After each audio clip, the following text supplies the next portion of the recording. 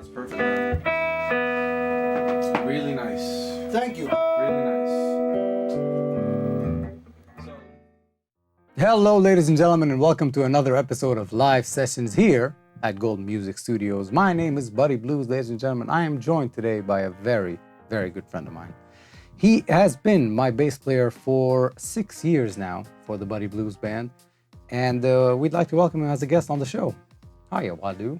Hey, man. How are Thanks for inviting me on. Absolutely. This is great. He's going to be our first guest this time. So we've got a whole bunch of questions for you. We're going to jam later on. Oh, It's right. going to be a lot of fun. We're going to play a song that we wrote called Jesse's Tune. We wrote that to a bartender at one of the venues that we play at. So let's start from the top.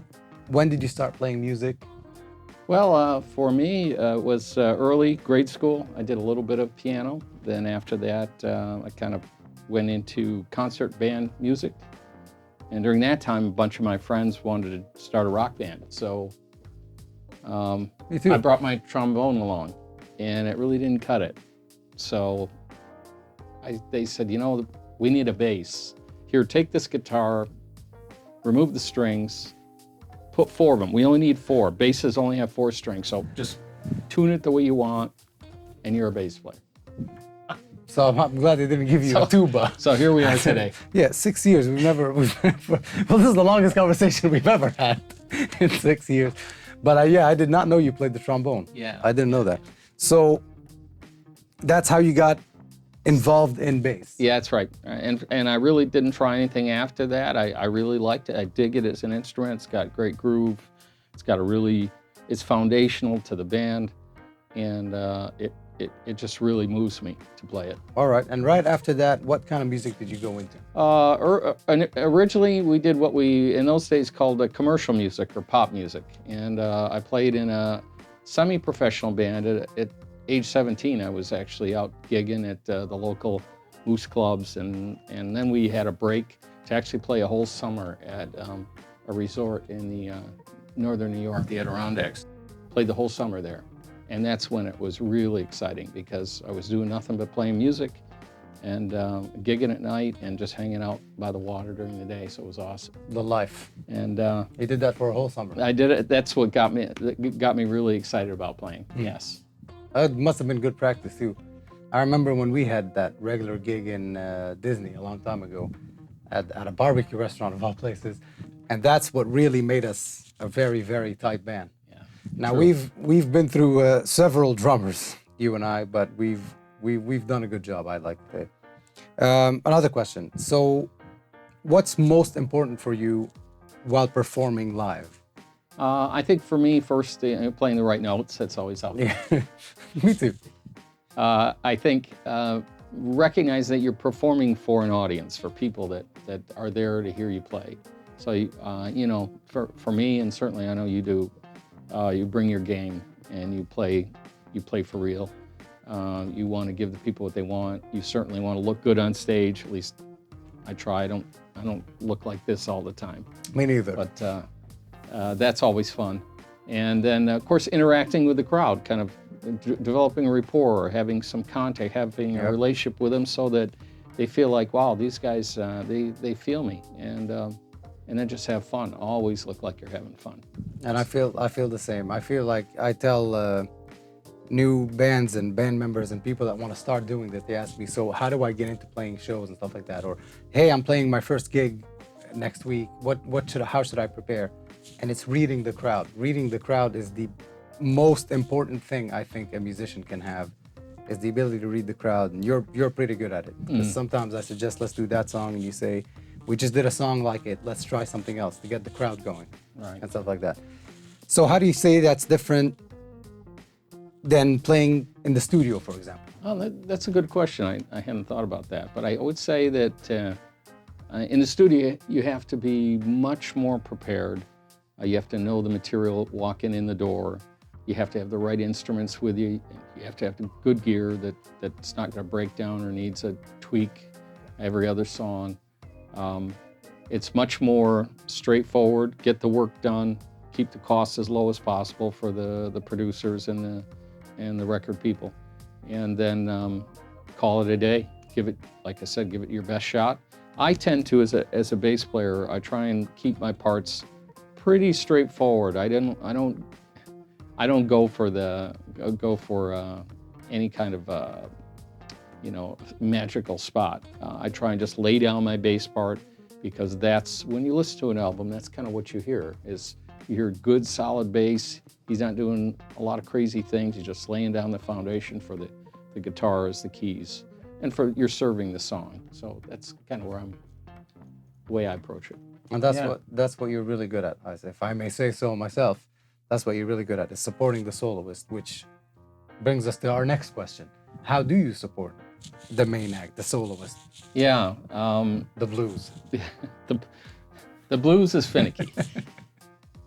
No, it's great playing with Buddy. What I really like to listen to, I like to listen to your playing and try and find a way to support that. If it looks like you're going, we'll make something that looks like you're going to go to a particular place in the way you play, fast or slow, I might kind of contrast that a little bit to show that there's something kind of interesting or exciting that's really happening.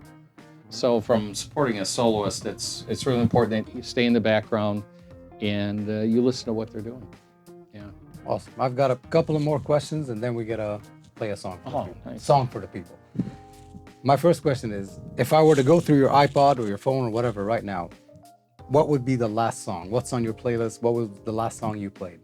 Well, probably the last thing I played was some Jaco. I can't go a day without listening to some of him. He's a big influence, and from not necessarily a great player, but technically, you can learn a lot from how he plays and try to be able to apply that to a lot of music.